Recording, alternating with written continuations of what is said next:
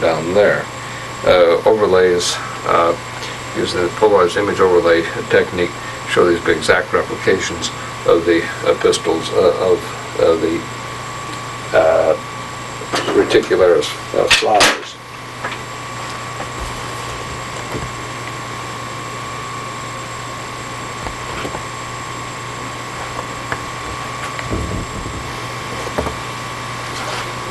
Going to decrease the gain progressively at this point. Give an idea how more structures can be seen with the very low levels of illumination. I'm going to turn on the gain up attachment on the camera and drop the gain even lower.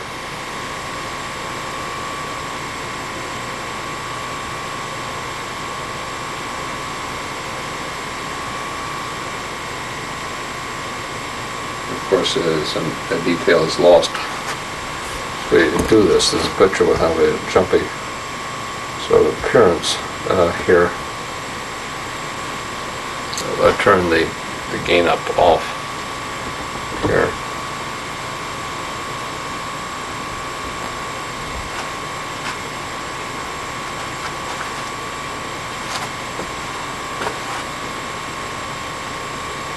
And just for a moment, I'm going to just supplement the light with an ultraviolet light. And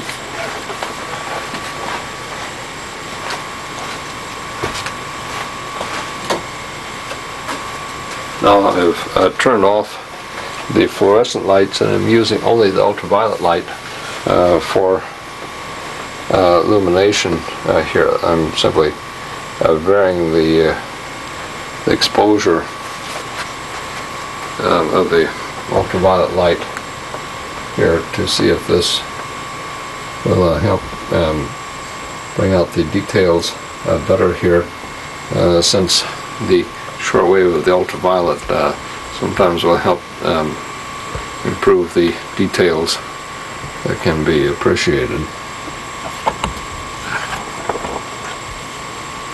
This is a drop down to the area in the reticularis flowers.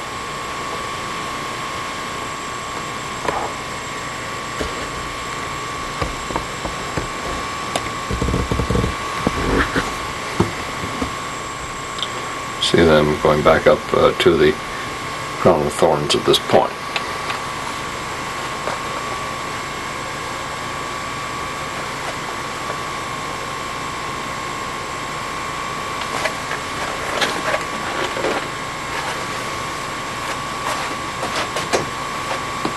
The fluorescents are turned back on at this point.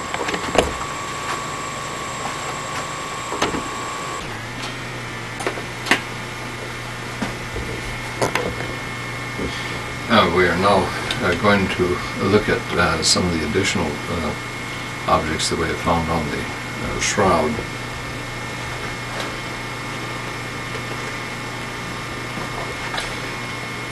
On the right side, we feel the image of the spear, or the lancia.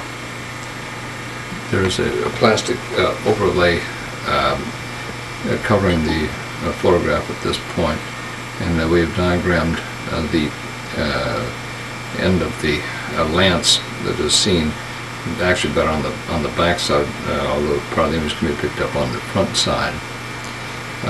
Much of the shaft can be traced down the back side, but we will focus on the point of this spear now.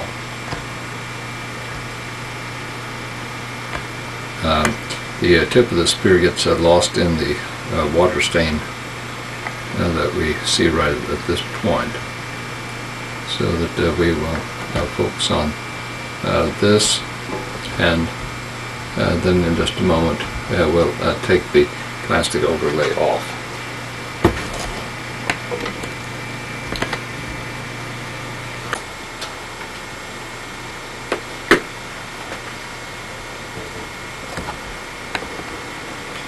We are now looking at the same area. The photograph is unenhanced at the moment.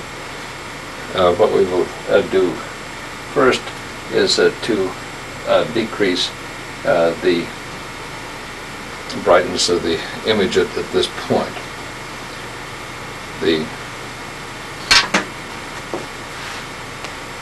And to outline the top of the shaft of the spear, the narrow neck inserted in the wooden shaft here, leading to the spear point, which we see coming across here and coming across here and up there, although the detail gets lost in the water stain at this point.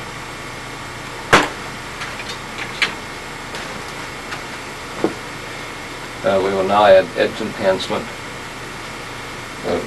to this. This tends to sharpen the image somewhat further by electronically altering the image. We'll now zoom in to examine this more carefully. This is the part with the wooden shaft here. You see it rounding off in the center of the screen now.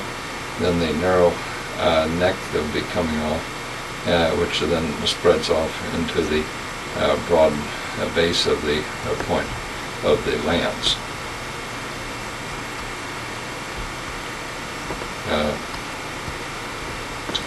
We will outline this again by means of the pointer. The end of the wooden shaft, the narrow neck, the head, which very rapidly spreads out into the wide blade, goes up here, down there, and up into there at that point.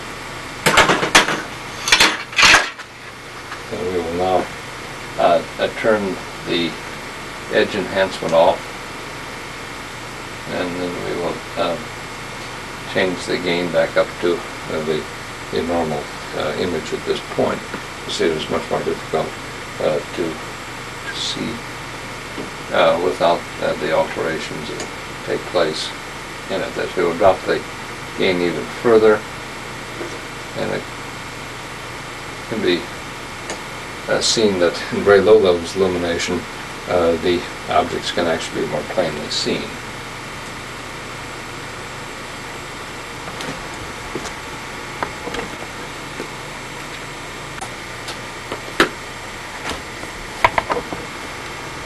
We will now, that's what we've replaced the plastic overlay, and we'll zoom out from the point of the spear to get the perspectives on the rest of the shroud again, and then we'll move to the anatomic right shoulder, right side here. We'll find another interesting object, namely the sponge. It should be kept in mind that the fold of the shroud would have been right here. That's that the body was laid on the back of the shroud on its back, then the front part folded over the top. The fold line would have been right about here.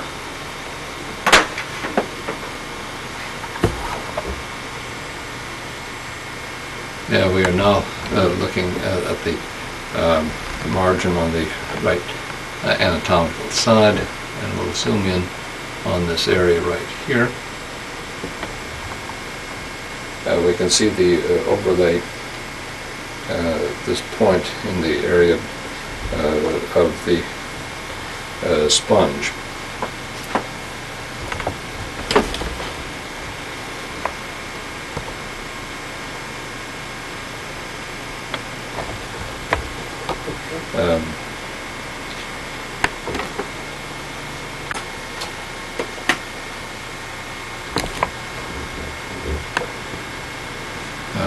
We're now looking at the same area with the overlay removed. We will now use the enhancement, first decreasing the gain at this point, to point out the structures here. See that this dark area is the wooden shaft coming up here to this point, at which point it disappears. We feel that we can see coming out from that an irregular fluffy area extending around here on up to here and around at this point. We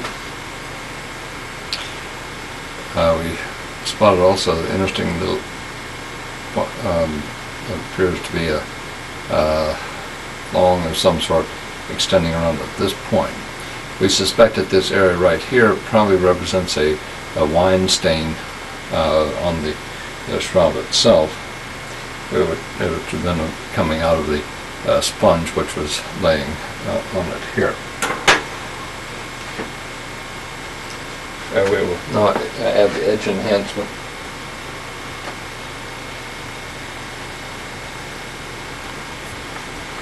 And zoom in further on the sponge here.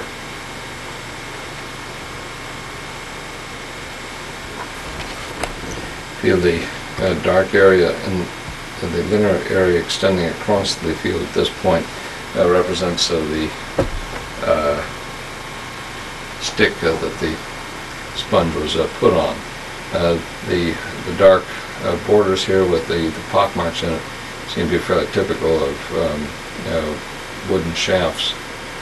There we see it extending here till it becomes lost right at that point. And here we see coming out this point, there's a light area here which has a somewhat cellular appearance.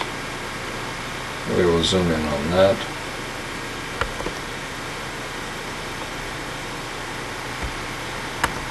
Idea of the fluffy appearance of it. We will now turn off the edge enhancement.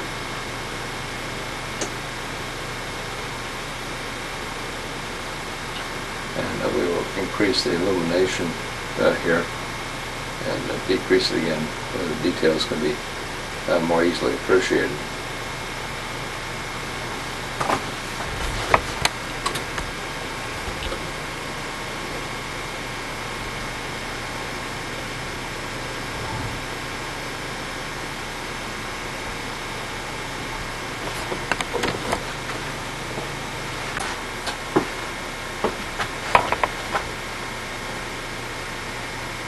We backing up to get a little bit better perspective here to illustrate again our observations. This is the wooden shaft coming up here into the mass at this point. You see the much lighter area extending around here, and we notice an indentation there with this apparent thong coming around here. Maybe a second one extending right along in that area there. We will zoom in more closely to look at this particular area.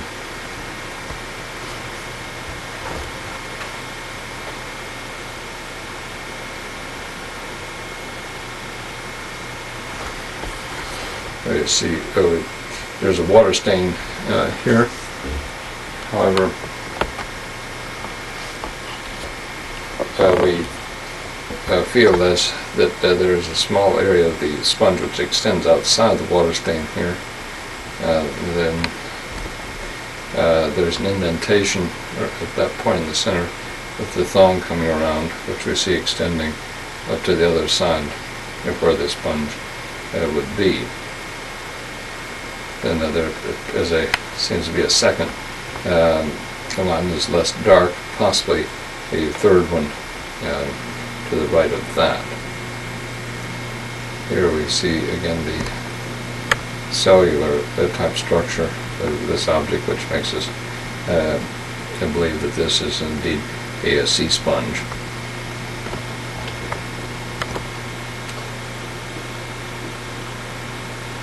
To change the gain on it and to put the edge enhancement on this point as well.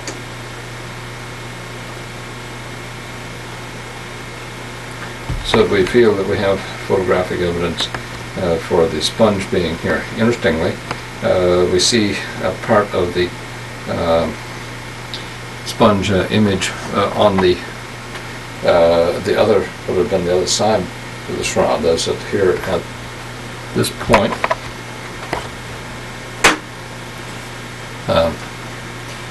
We see a smaller image of what we feel would be the sponge as well. That's keeping in mind that the fold line would have been right through here. And so that I think we see here the larger image of the sponge, which was laid on the back side of the shroud, which was then folded over, and we have a smaller image area where the shroud contacted it from the front here. And again, some part of the shaft extending down here. We will zoom in on that to look at this more carefully. Here's the small area that would be on the face or the front side of the shroud. See the small gap here, and then coming into the larger image, which would be on the dorsal or back side here, as we can see by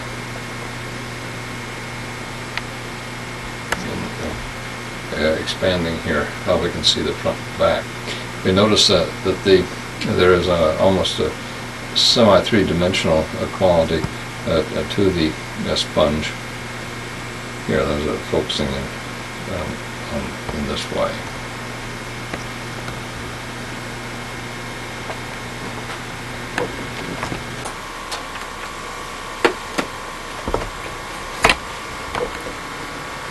We will now move down the body here to examine some of the other objects that this image we feel that we've identified.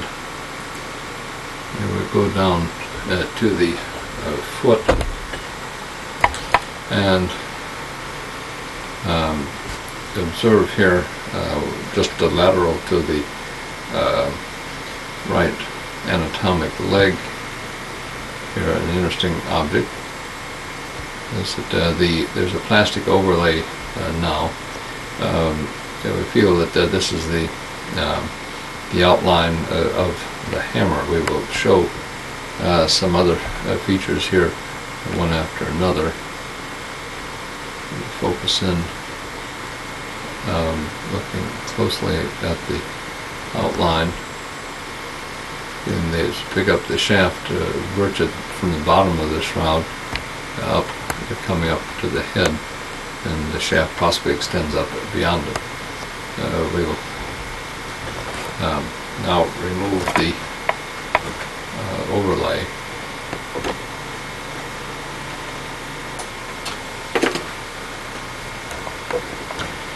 Now we are seeing the same area. We will now put the enhancement on.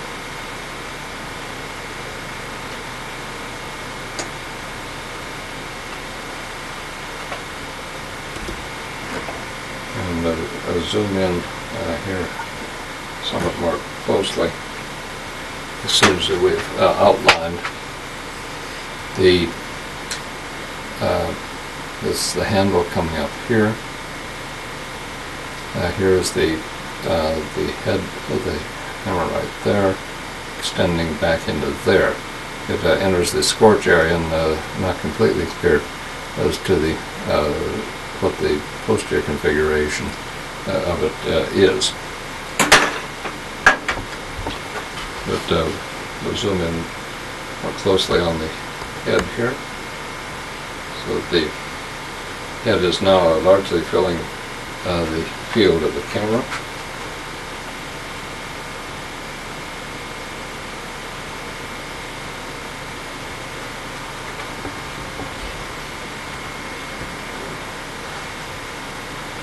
Again, to point out with the electric pointer, the shaft coming up here.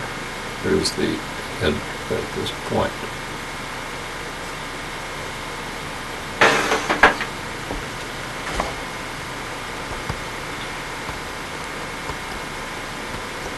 More closely, follow the shaft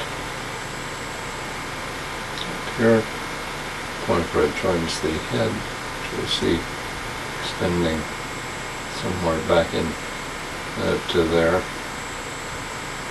There's possibly a short extension of the shaft above the head as well.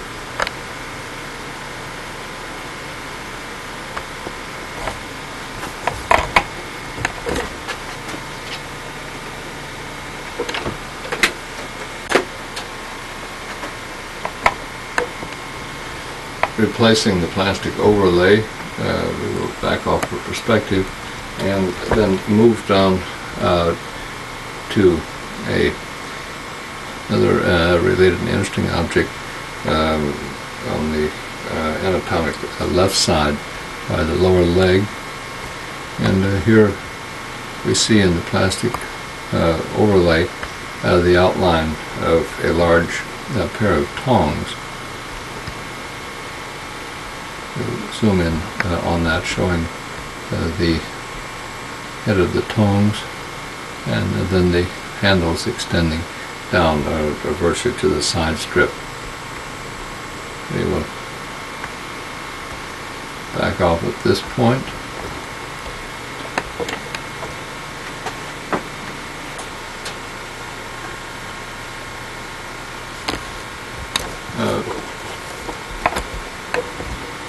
And we can now see in the picture the outline of the head of the pliers or pinchers here. Begin to outline it here. There's the jaw coming around here, the opening down in here, back up here and down around this side. The handles extending backwards here.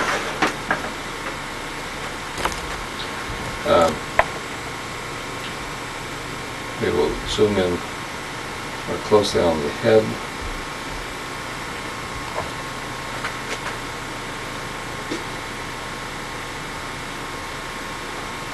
Which is now largely filling the field. You see the rather sharp outline on the left curving up, then the jaws extending down to here. The hinge is not completely apparent, and then following the handle back here at this point, moving back up, then following the other handle down here. We'll back out some to get the entire instrument in the diagram once again. Take the enhancement, the edge enhancement off. We will then cut back up to the normal illumination and back down on the gain. And again, outline the plier extending up around here, the jaw down in here is down here, extending back down there, up into there, and then the other handle extending up there, coming back around, dipping into there, and onto the jaws again.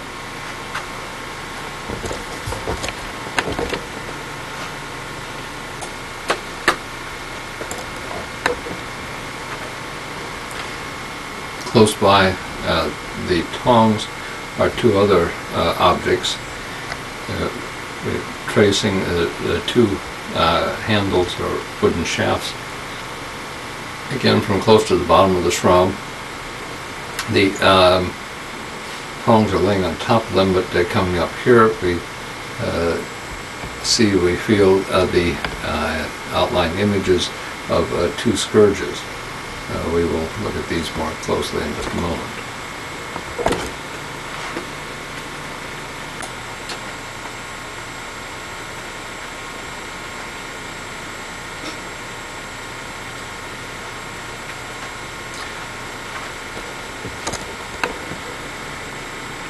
We've now removed the plastic overlay here in order to see the areas that we will now put the gain on and the edge enhancement here in order to delineate these further. We will now zoom in on the more clear one of these.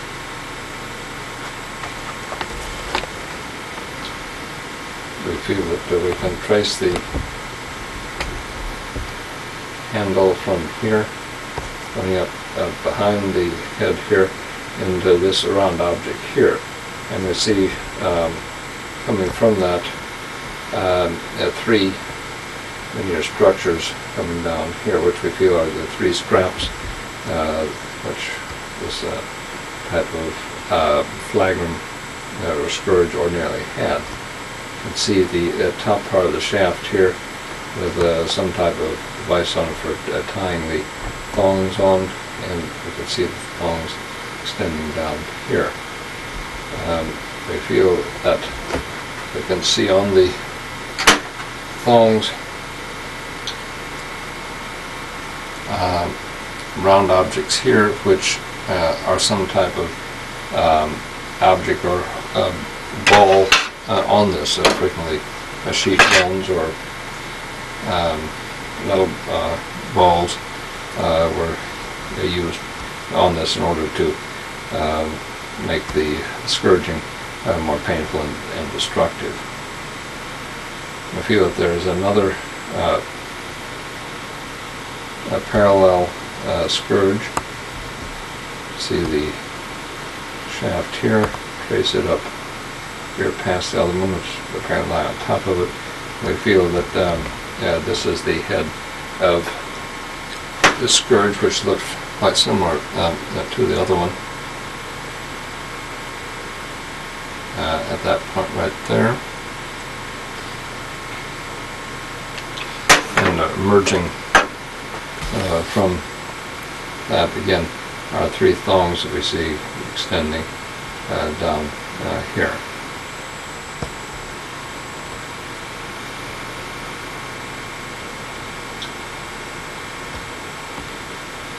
See the ones we notice there, and we feel the parallel are apparently three more thongs here, again with small round objects that can be seen on them. So we feel that this is compatible with images left by two of the ordinary types of scourges that were used, although it was not the type of scourge that was used for the scourging of the man of the shroud.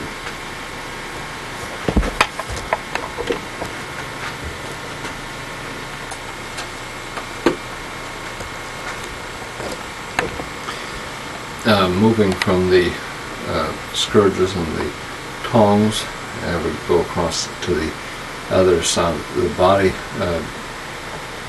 on the margin of the shroud, and we find an interesting object here as well, as we feel that this represents a scoop, rather like a trowel or a large spoon that is resting and is tied in a small box. By custom, any of the blood that was dropped on the ground was swept or scooped up and it was buried with the body. To zoom in more closely, the object which has the appearance of a large spoon extending down here.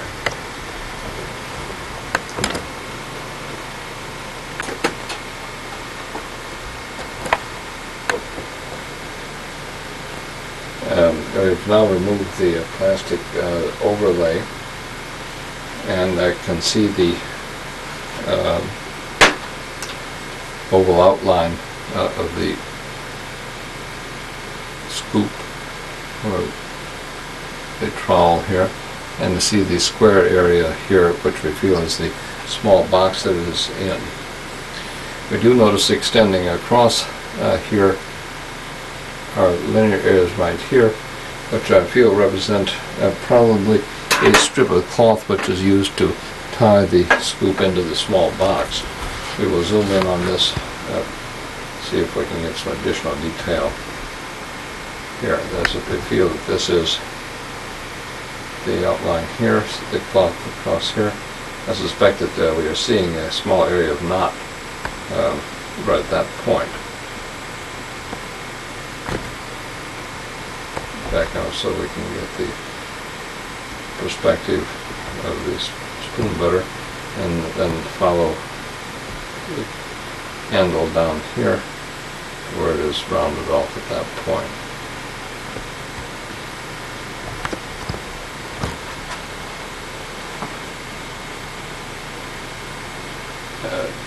To decrease the gain on it, and to remove the edge, we still see the rounded object at this point, and the handle extending down.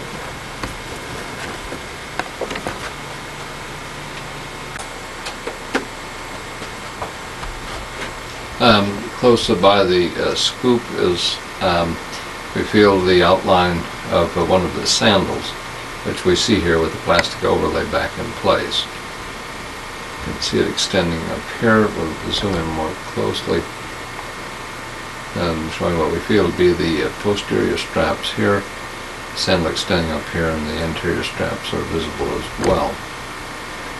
We will now just fill the picture with the outline of the sandal.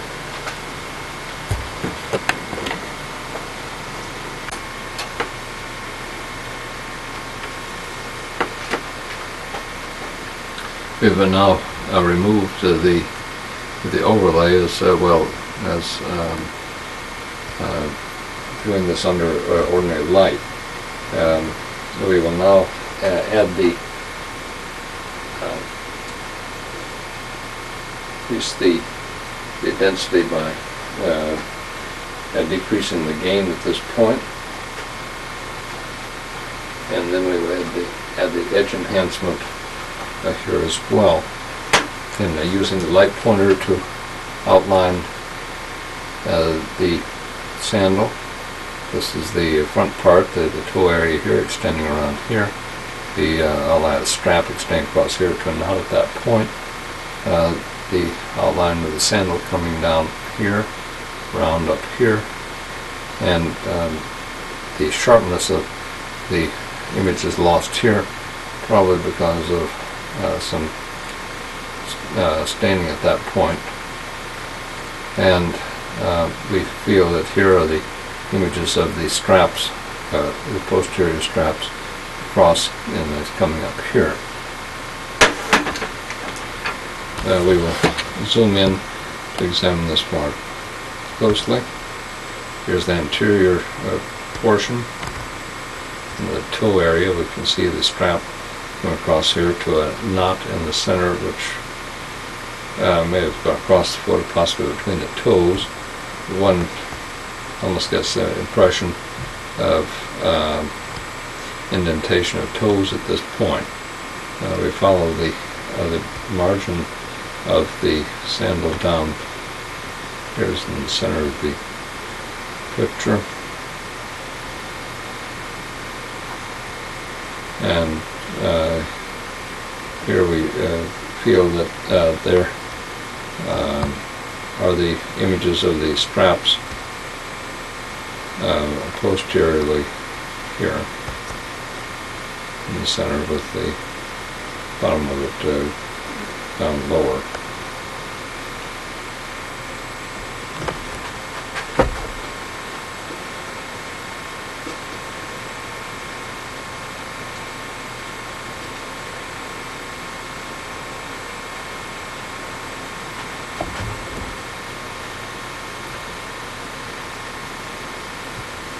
Posterior. These are 10.5 inches long, and they would exactly fit the feet of the man on the shroud. And they're compatible and congruent with a known first century Palestinian sandal.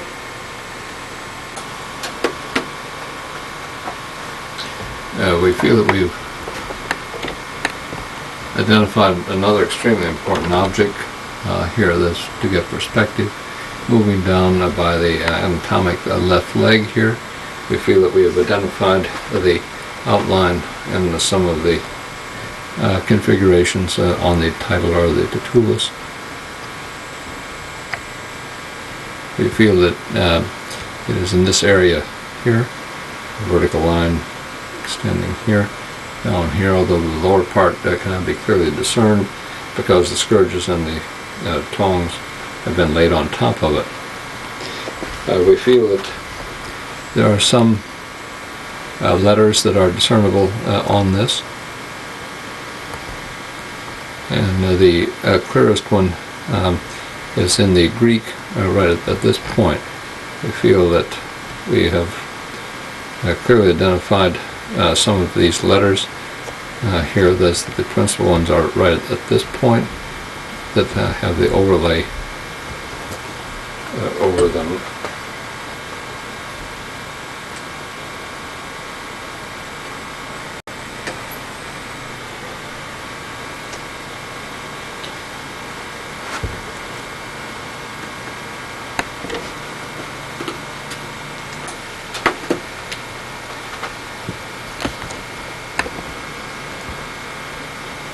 Here, the region of the letters says that we will focus in, zoom in on the letter A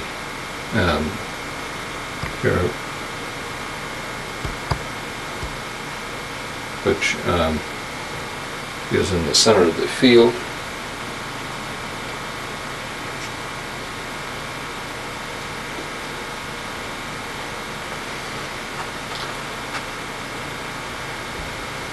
We will outline the letter with the pointer, the left strut here, the right strut, and the crossbar at that point.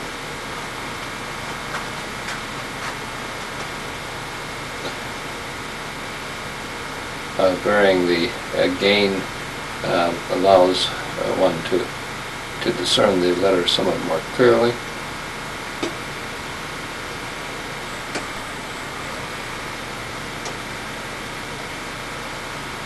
You're turning the edge enhancement off and on here.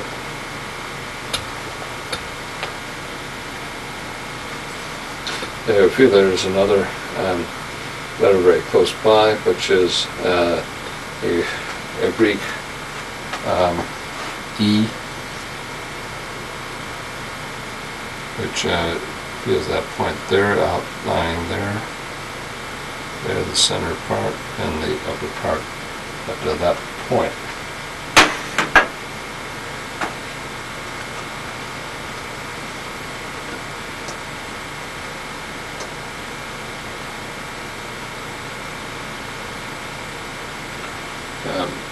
See that this is better discernible with the alteration in the edge enhancement and the illumination. Here there's another fragment of the letter right next to it.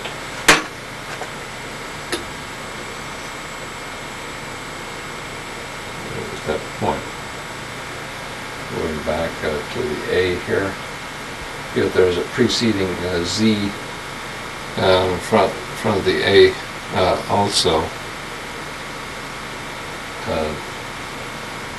There.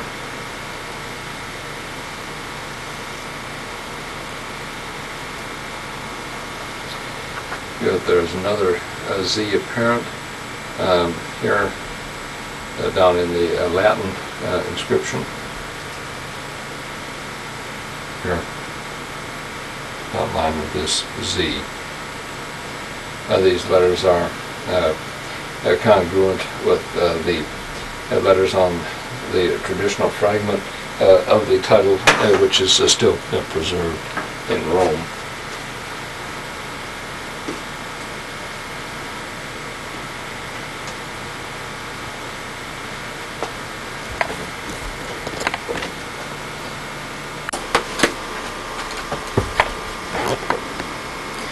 We've now turned to the dorsal or back image on the shroud. We're just giving a survey down here.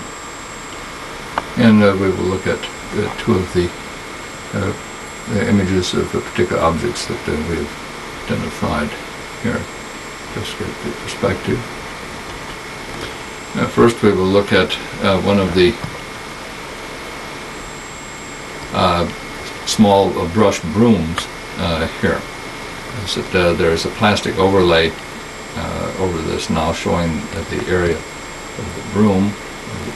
Zoom in some more closely, look at it with the overlay on it.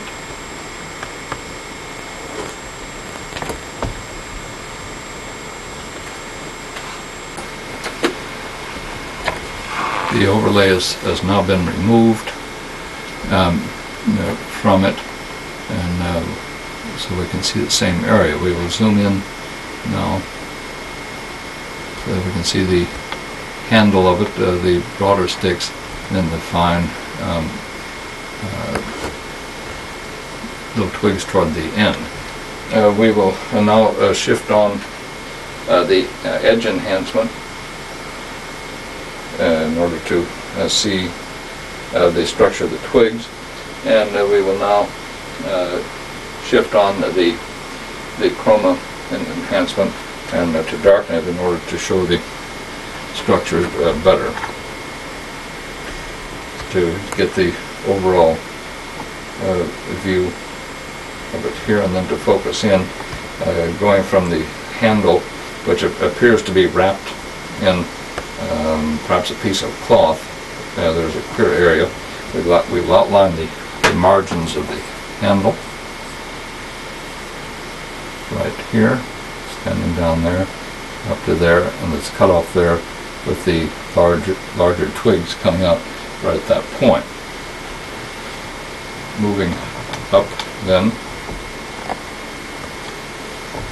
we can see the twigs merging from out of the place where the handle is. These structures obviously do not follow even remotely the weave of the cloth here, and as we follow them up, we can see them branch into smaller areas, finer branches until we can see the fainter ends here.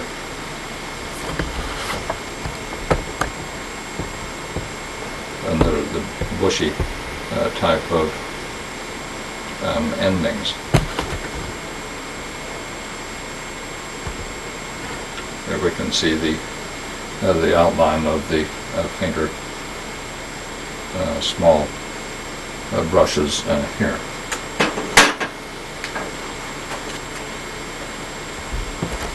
Enlarge this slightly, and then change the enhancement here in order to bring this out better.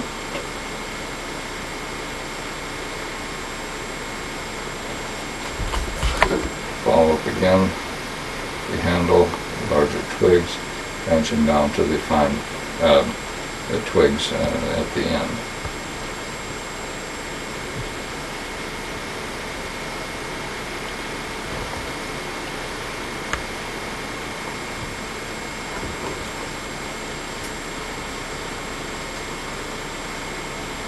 The edge enhancement off now,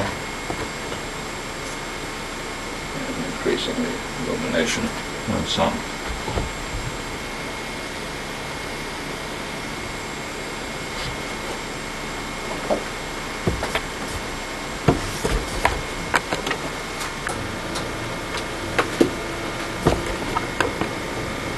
With the plastic overlay back in place now, we will move slightly up here to pick out the area where one of the spikes or nails is.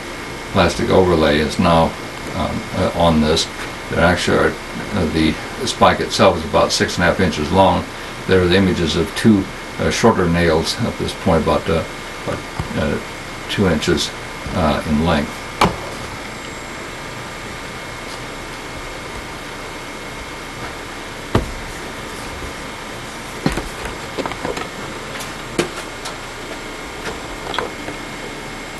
The overlay has now been removed. This is on the left side of the body, lateral to the thigh, the anatomic left side of the body. The images are now as seen directly on the shroud, and first we'll put in the edge enhancement in order to show this somewhat more sharply, and then we will vary the light intensity in order to bring out the detail even more fully. Again, we will now outline on the shroud the image of the nail. This is the head of the nail here, extending down here, coming down here to the point right there, coming back up here, and coming back up there and around there. The two small nails, one in that direction, the other in that direction there. We will zoom in more closely to look at this again, starting at the point here and following the image on up where the two small nails are laying underneath it, or this next to the cloth itself, and the head here. The overlay study, as I showed, this is quite congruent with the first century Roman spike that was typical of those used for crucifixion.